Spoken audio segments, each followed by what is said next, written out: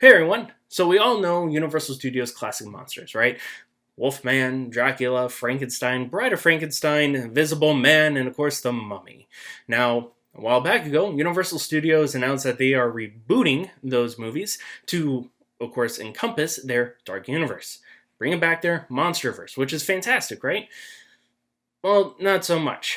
Of course, they came out with movies like Dracula Untold, which was an okay movie. Then you had The Mummy with Tom Cruise, which was looked amazing as far as trailer goes, but it was okay.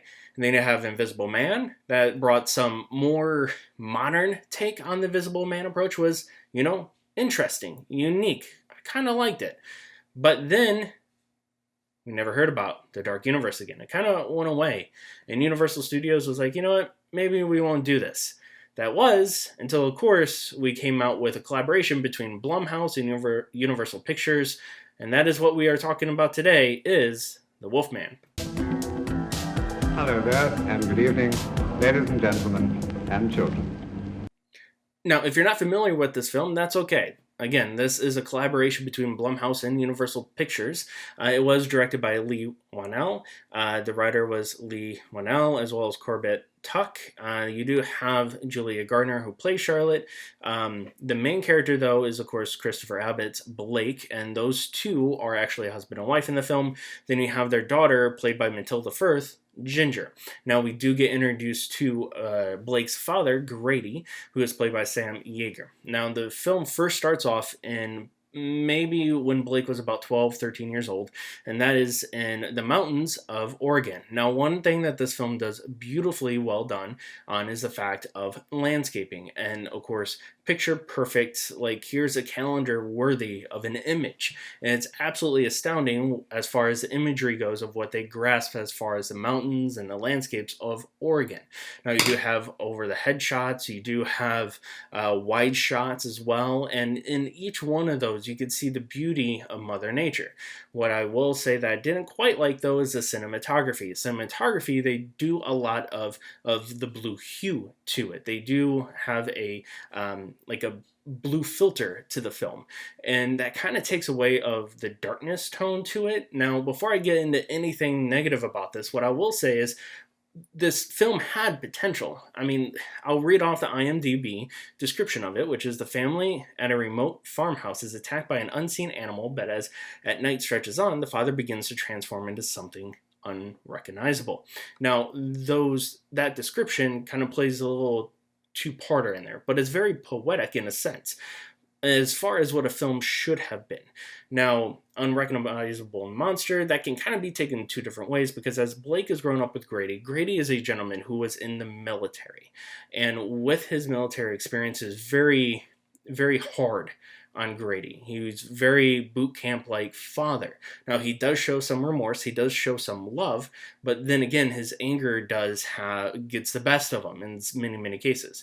So that's kind of what we see is Blake and Grady go hunting, and they get to experience trying to hunt a deer. Blake runs off, Grady's upset, but then they kind of sort of get attacked by the werewolf. Now, the werewolf, unlike the old 1941 film, as well as American Werewolf in London, this kind of falls suit of more of a natural element to it, and that is actually because lycanthropy, which is an actual disease. It is a psychotic disease, really, and the definition comes from a rare psychiatric syndrome where someone believes they can turn into an animal or a werewolf. And yes, this is an actual real thing. So it kind of plays a more modern, more realistic, kind of similar to Invisible Man. And the Invisible Man, of course, I don't know if I mentioned this before, but it was directed by the same individual. So Invisible Man, the Wolfman, same person directed. So it plays more of a natural, more modern take on it, which is interesting. The one thing that I will say is, unlike the remake that we had in 2010, 2012, The Wolfman, played with Benicio del Toro as well as Anthony Hopkins, is that film does I don't want to say picture perfect example of the original, but it paints more of a modern during that time of that film. And Benicio del Toro changes into what we know as the Wolfman, and they do a wonderful job with both CGI as well as natural elements. The one thing I will say about this film is it does a wonderful job between the practical effects and CGI, where we have American Werewolf in London, which was primarily all practical effects. This one does kind of showcase a little bit of elements that had, and kind of bring them both together. And then afterwards, after that hunting spree, it jumps forth 30 years later, where we do get introduced to Charlotte as well as Ginger. Once again, that is Blake's wife and daughter. Now, the tie, as far as the family unit goes, is Ginger is more attached to her father, who is Blake, because he is more of a stay-at-home father at this point. He is a writer, but he's in between jobs, where Charlotte is a journalist, so she's always working, and she doesn't have that connection with her daughter. We find out that, of course, unfortunately, Blake's father has passed away, so now Blake has to go to Oregon and kind of remove all of his father's belongings out of the house. However, during their trip there, up to the house, they do get intercepted by, of course, the Wolfman. They do get attacked by the Wolfman. Now, I will say this is probably 30 minutes into the movie, and then as soon as this happens, it's just non-stop throughout the whole film. So it doesn't make you feel like you're sitting there for like an hour and a half to 2 hours. Honestly, it felt like 45 minutes after that point. Now, one thing that you have seen on the trailer is the kind of change that Blake goes through while getting transformed into the Wolfman. You have his visions, because everything seems to be more of a tunnel vision, really, that he's experiencing it.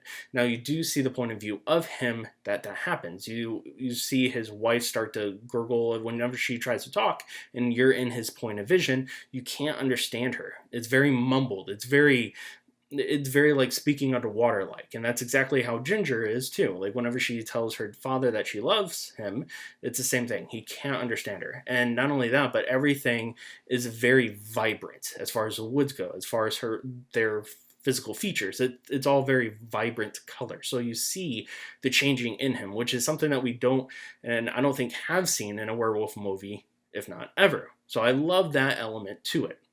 When it comes to the acting from both Julia as well as Christopher, they do a wonderful job. As far as the terror goes from Julia, she does an amazing job when she needs to feel scared. You can feel it. When she's frightened, you can feel it. When she's worried about her daughter, again, her and her daughter don't really have that connection in this film, but you still see a worrying parent. When it comes to Christopher and his acting, he does a wonderful job as far as feeling pain goes. You feel that for him as far as fear and the changing, and he doesn't want to change. You feel that and you see that. So kudos to both actors and actress to showcase that in the film. Now, those are a few elements that I did like. Now, there were some jump scares into it. Blake, spoiler warning, but not really, he's gnawing on his hand, because when Charlotte takes the rope off of his bite, he now gets a sense of the blood and the smell of blood. So now he's going after his arm, trying to eat his arm. So there's a little bit of grotesque in this film, but that's basically the full amount, is him almost gnawing his arm off, but not really. And then, of course, his foot later on. So that's really the more gorier elements to it. But overall, though, it leaves more to desire for than what it does to provide to the audience.